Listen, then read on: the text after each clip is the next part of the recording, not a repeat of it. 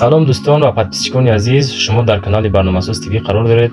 امروز عاید قربی اسعار به شما معلومات بدهم که در بانک‌های تاجیکستان دلار، یورو و روبل به چند برابر است و شما تماشای با فراغت لایک، پادپیسکا و پدیل رو فراموش نکنید.